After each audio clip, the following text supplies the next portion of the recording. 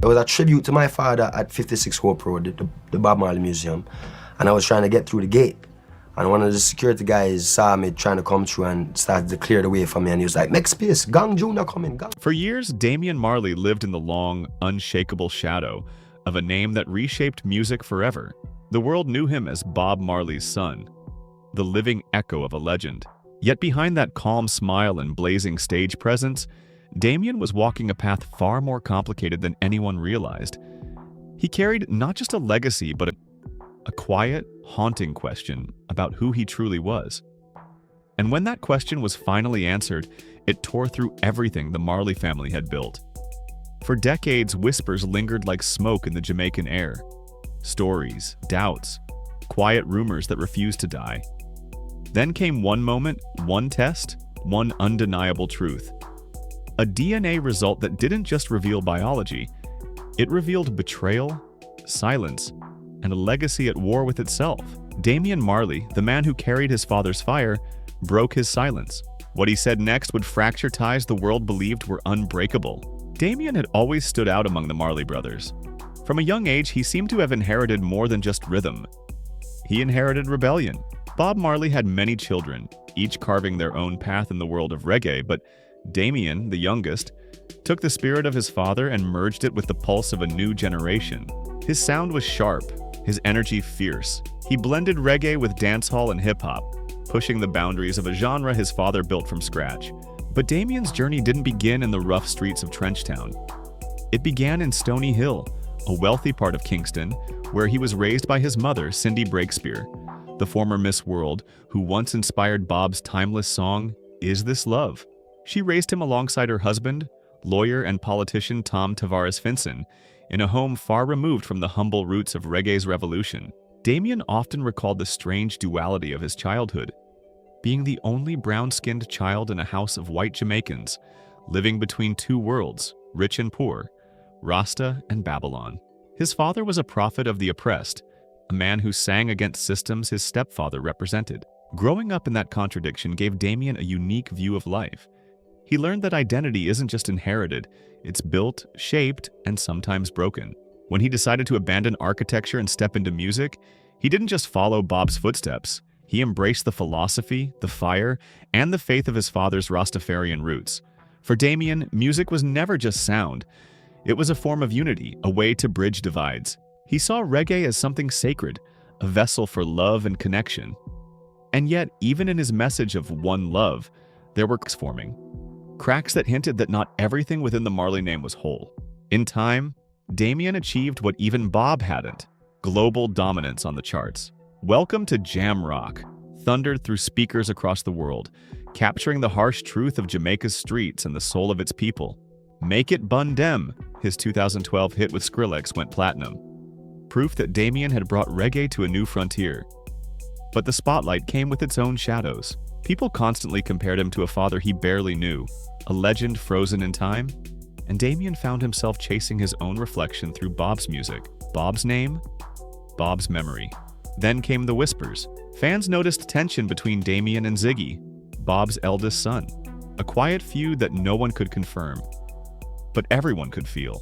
Some said it began over creative control, others claimed it ran deeper, a clash of philosophies between the pure and the progressive. Ziggy brushed it off publicly, calling it rumor, but silence often hides truth. When the Bob Marley One Love biopic was released, that silence grew louder. Ziggy and Cedella, both producers on the film, chose British actor Kingsley Ben-Adir to play their father. Many Jamaicans felt it was wrong that none of Bob's own sons, not even Damian, auditioned for the role. To make things worse, Damian's mother, Cindy Breakspear, was completely excluded from the story, and Damian himself was nowhere to be seen at the film's premieres.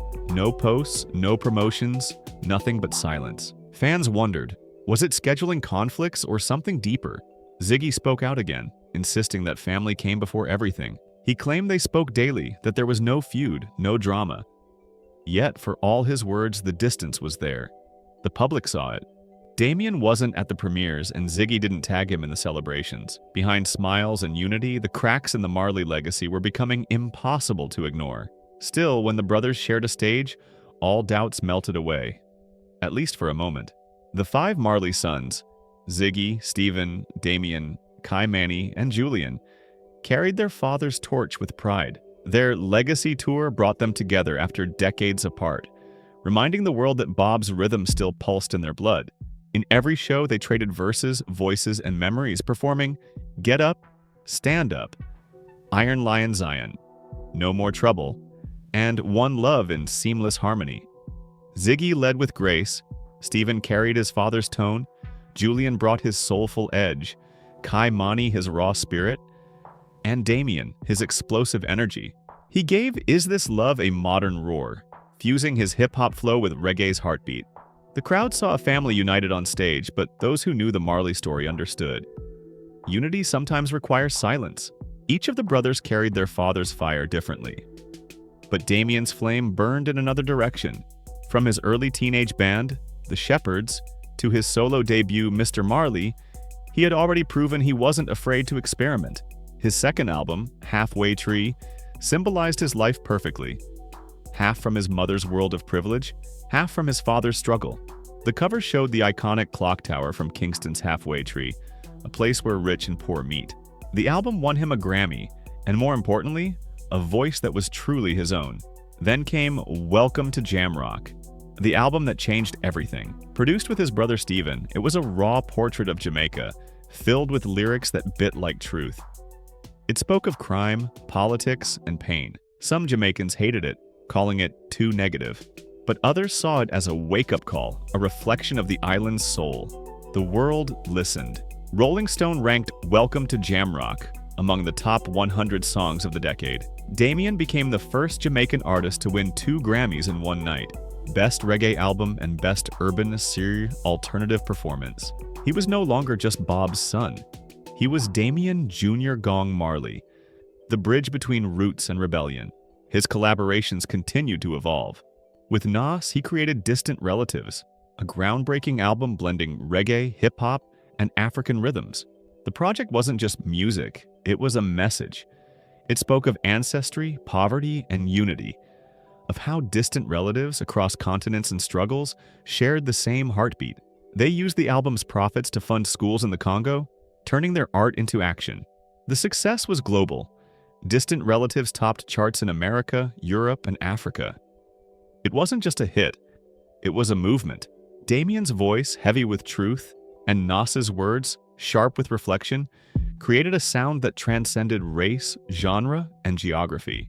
But Damian wasn't done pushing boundaries. He joined Super Heavy, a supergroup with Mick Jagger, Joss Stone, A.R. Rahman, and Dave Stewart. It was one of the most unexpected collaborations in modern music. Reggae, rock, soul, and Indian classical all fused into one sound. Their track Miracle Worker became a symbol of global unity. It was proof that music could cross oceans, languages, and generations.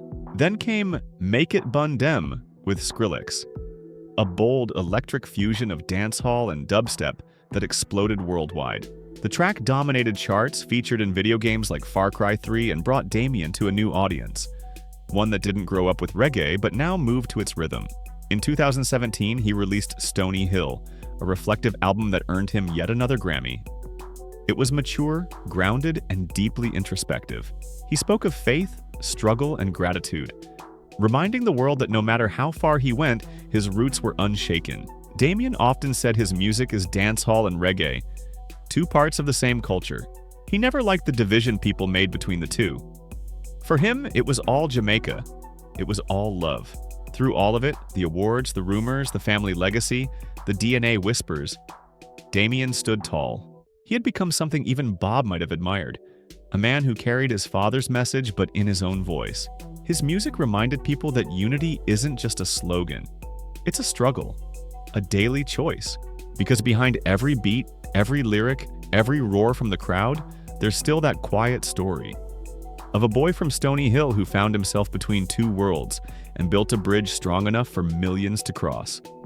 If you enjoyed this story, don't forget to subscribe and continue the journey. Because the Marley legacy, even through its fractures and flames, still beats with one truth: love always finds a way.